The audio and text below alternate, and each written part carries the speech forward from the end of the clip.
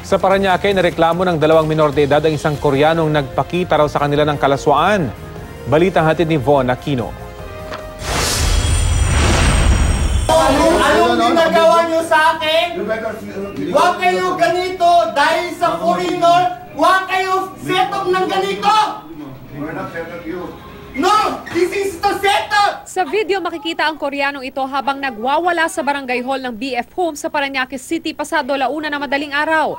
Inaresto si Singhun Bae makaraang ireklamo ng dalawang menor de edad. Kasi naalala na lang. Bakit? Anong ginagawa ko?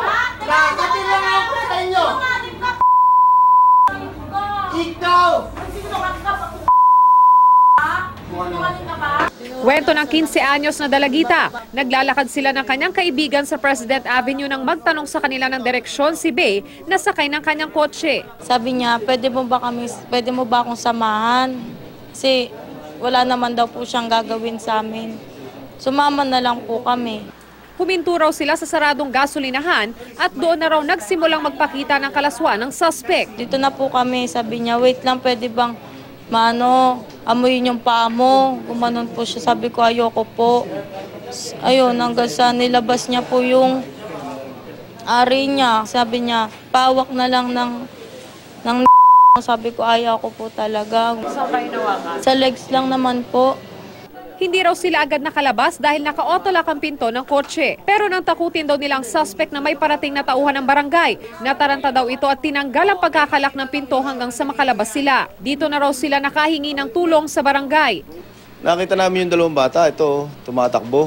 Oh, saan kayo? Huliin sana namin dalawang bata. Sir, inano kami, binastos kami na nakakotse. Yun nga. Eh di, yung kotse naman, madahanda. Pag anong ganun takbo ng kotse, parang gumigiwang-giwang na ganon. Nang makorner ang suspect ng mga tauhan ng barangay na humabol sa kanya, nagwala raw ito. Bigla siya bumabat, sabi nagpakilala, I'm a lawyer. Tapos sabi niya, sino kayo? Ba't kayo ganito? Ha? Pinagduduro na yung mga tropa. Ayun ako na nakipag-usap. Sir, sandali lang, lasing na lasing ka. Tapos pati ako, dinuro niya. Ayun, doon ko na, iniimbitahan ka namin sa barangay. Todo tanggi ang suspect sa mga bintang sa kanya. Parang sabi nila, pupunta sila daw na pauwi. So on the way ako. So pahati ko lang sila. Wala akong ginagawa. Tingnan mo sila yung katawan nila. Wala naman nasaktan sila. Tapos bigla, nahati ako kung saan sila nang gusto nila. Tapos bigla, napumunta dito yung police. Parang set-up.